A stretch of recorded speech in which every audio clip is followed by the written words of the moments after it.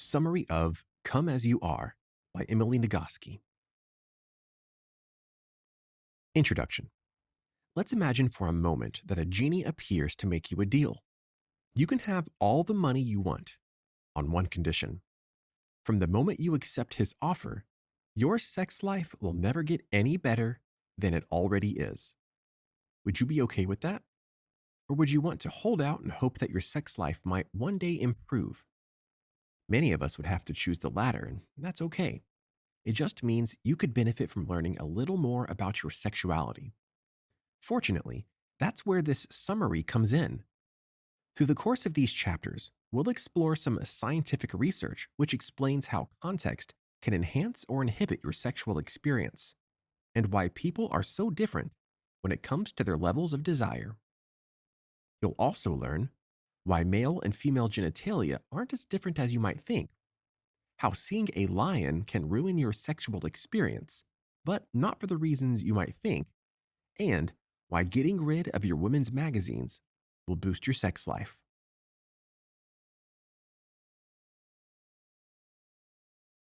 Chapter 1.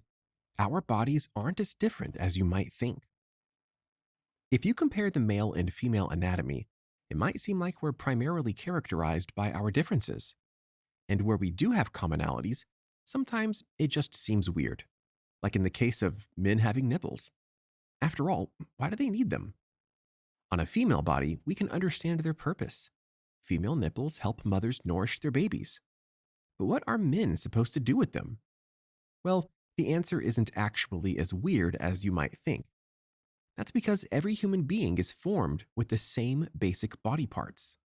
Those parts just rearrange themselves from person to person through a process known as homology. Here's how it works. For the first 6 weeks of pregnancy, all fetuses have identical tissue, regardless of whether that fetus will grow up to have male, female, or intersex genitalia. Everyone starts out with the same genital tissue. And once again, no matter how that fetus later develops, that tissue is also incredibly sensitive to stimulation. That's also why male bodies have nipples, because everyone starts out with the same basic set of parts. All fetuses form nipples. It's only much later that their genitalia develops in the womb and designates them as male. But the differences aren't just found in male and female genitals. In fact, every woman's vagina is unique, and no two are formed exactly the same way. Unfortunately, however, vaginas are digitally remastered for pornography to make the labia, or lips, less visible. This often gives people an unrealistic image of what a vagina should look like. But whether you're male or female, you should remember that all sizes and colors of vagina are normal, as long as these factors aren't influenced by an illness that causes you pain. And the same is true for the clitoris. This part of the female anatomy can vary from the size of a pea to that of a miniature pickle. Chapter 2. What's your sexual personality? Shortly after giving birth, one of the author's patients, Lori, expressed that she had no desire to have sex with her husband. However, she still enjoyed pleasuring herself with a wand or vibrator.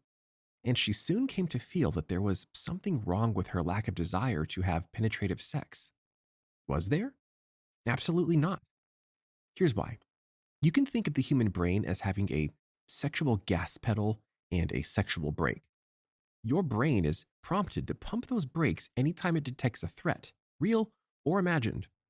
This means that any stimuli, from a thought to a smell to your partner's underwear, can trigger your brain to believe that sex isn't a great idea at the moment, and then you slam on the brakes. So, how does that work? Well, as a general rule, a nervous system with easily triggered brakes is the most common reason for sexual hangups. For example, a 2008 study of 226 women found that respondents who struggled to become aroused or only experienced arousal under perfect circumstances suffered from significant sexual anxiety that impeded their experience. But these struggles shouldn't be a cause for concern. Everyone's sexual brakes and accelerators have different levels of sensitivity, and that's perfectly normal. In fact, These differences form each person's unique sexual personality. For example, another of the author's patients, Camilla, complained that she had a very low sex drive. She also didn't experience any feelings of arousal when looking at her partner or thinking of them in fantasies. But in her case, it wasn't because she was anxious about sex or distrustful of her partner. Instead, the problem was simply that Camilla has a weak sexual gas pedal, and it's actually not as much of a problem as you might think. It just means that she doesn't respond as rapidly to sexual stimulation as other people might, and thus, she simply needed a little extra time to get warmed up.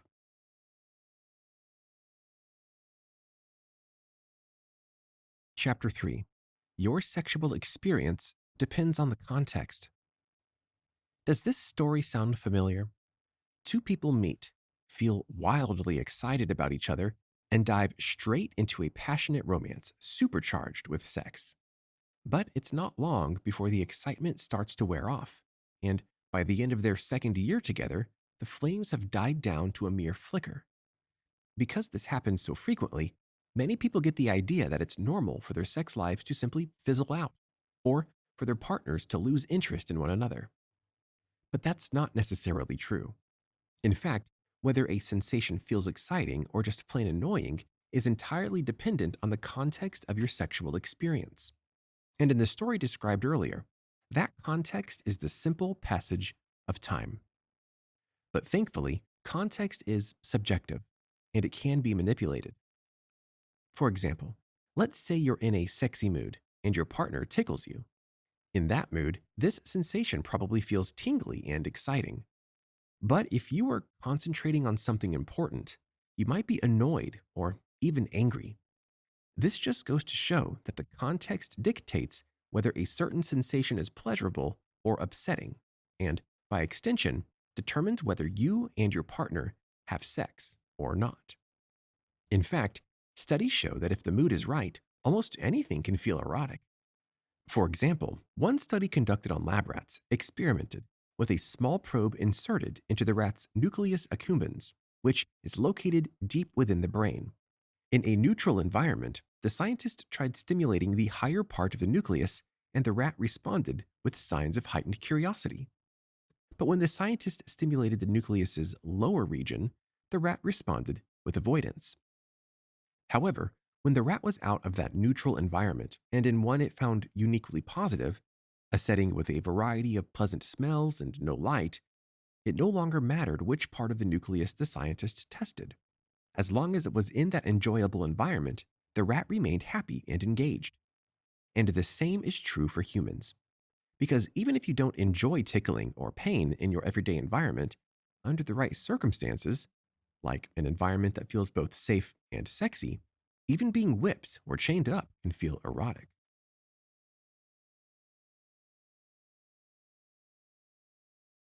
Chapter 4. Stress is a sex killer. But let's be honest, we all knew that already, right? And if you need any extra help in visualizing it, let's just imagine that your partner's popped into your work for a quickie, and the two of you are fumbling your way down the hall looking for the first available private place, when all of a sudden, you run into your supervisor and catch a hard, reprimanding stare.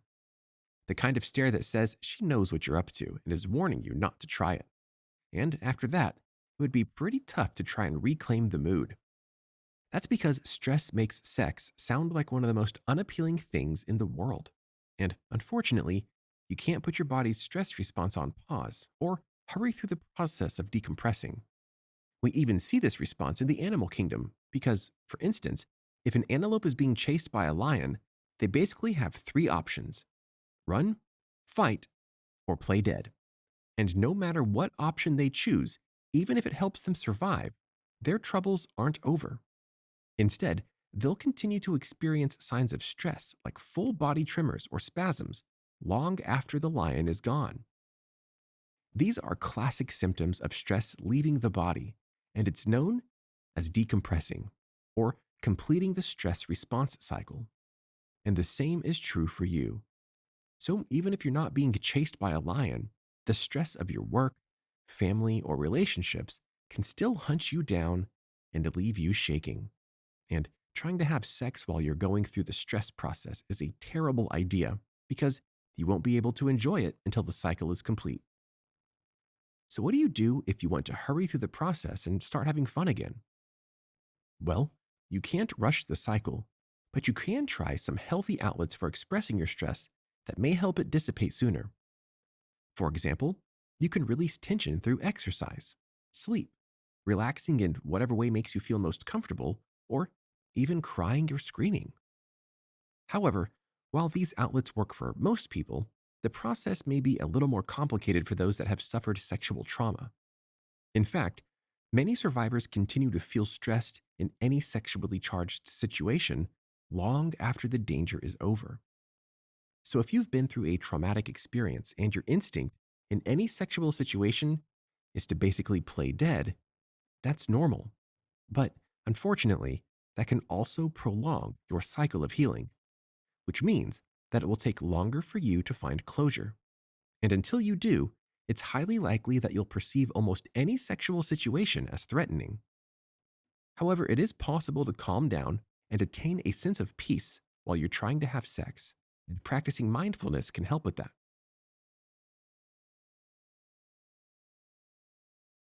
Chapter 5: Pop Culture Can Ruin Our Sex Lives. What person, male or female, hasn't snuck a glance at the tabloids which lined the supermarket checkout counters? After all, they're so in your face, you can't really help it. But unfortunately, our interaction with pop culture can have lasting negative impressions on our sex lives. For example, it's no secret that the media bears a great deal of responsibility for feeding negative body image and insecurity in women.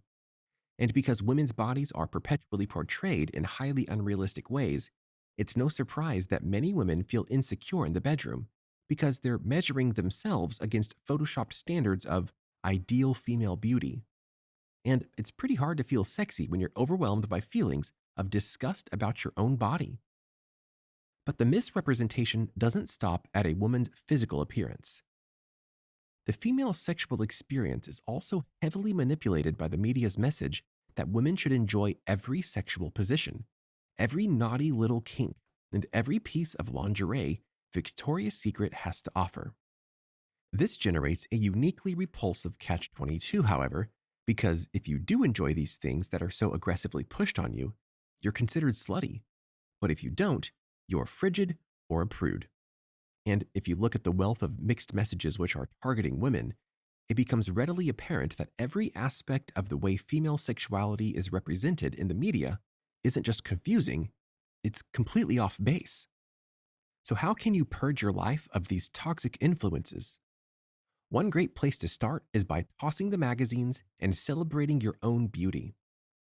Acknowledging that your body, your vagina, and your feelings are normal is an awesome first step towards self acceptance. And it may also help to know that, in 2012, scientists combed through 20 years of research on the correlation between body image and sexual experience and concluded that your self image influences every single aspect of your feelings about sex, from arousal to desire to your orgasm. How you feel about your body will determine how good you feel in bed, even down to your willingness to take risks and open up to your partner.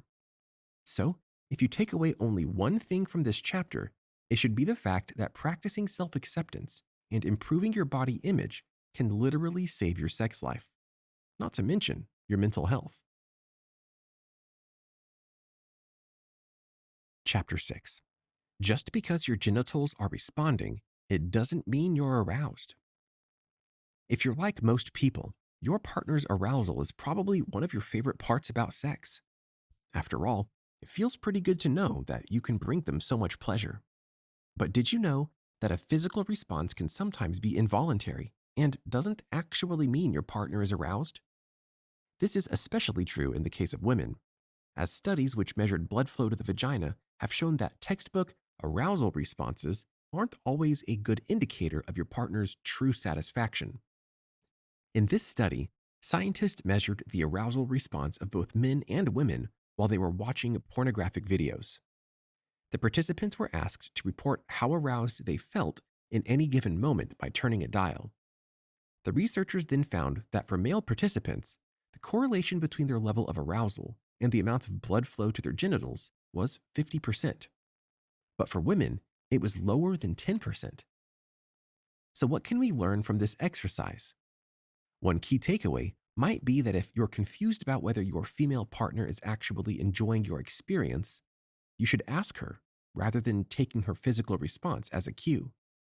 Because in many cases, an arousal response in a woman simply indicates that she finds the current stimuli sexually relevant.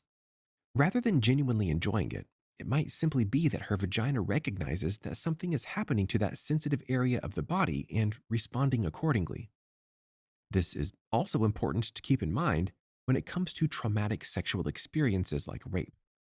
For example, many survivors feel guilt or shame because their vagina responded while they were being assaulted. Many even believe that this means that they deserved or wanted it. That is definitely not the case.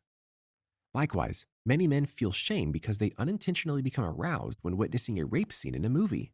But this shouldn't continue to cause unnecessary exercise for men or women. In both cases, there is absolutely nothing abnormal or shameful about your response. Just as you can demonstrate an arousal response during a consensual experience you're not enjoying, the same is true of non-consensual sex acts. If your body involuntarily responds to viewing or receiving sexual stimuli, it doesn't mean that you're a bad person, that you wanted to be assaulted, or that you want to inflict sexual violence on others. Instead, your body is simply responding in a manner that has nothing to do with your true feelings. Final summary. Our lives are often guided by common misinterpretations about sex, and this can lead to a great deal of anxiety and confusion. For example, many people worry that their vagina is abnormally shaped, that they're not experiencing the right levels of arousal, or that their sex drive is too low. But the truth is that our bodies are more complex than we've been led to believe, and the media is responsible for feeding our insecurities and misunderstandings. In fact, vaginas come in a variety of shapes and colors, and there's no such thing as a sex drive. Rather, this is a common misconception which occurs because we categorize sex as a need like food or shelter, and assume we're motivated to pursue it by an evolutionary drive. But sex is actually a desire rather than something we need to survive, and this means that we don't have a sex drive so much as a set of accelerators and brakes. The speed with which we get into gear or slam on the brakes depends on a wide variety of stimuli, which is determined by context. So whether your context involves the passage of time, the recent birth of a child, or significant amounts of stress, it's important to know that your response is normal, and it's okay if you're not in the mood right now. It's also completely normal to be slow in responding to any sexual stimulation, and it doesn't mean there's something wrong with you. Instead, you might just simply need some extra time, extra foreplay, or the ability to slowly warm up to sexual feelings through the progression of a romantic atmosphere and intimate conversation. You should also remember that stress and media representation have a significant impact on the sex lives of men and women alike. Because feelings of tension or a sense of dissatisfaction with our bodies can quickly kill the mood. It's understandable if you need time to practice self-acceptance and cycle through the stress process before you're able to have enjoyable intercourse. But no matter what you struggle with, Nagoski invites readers to remember that everyone is free to grow and explore their sexuality.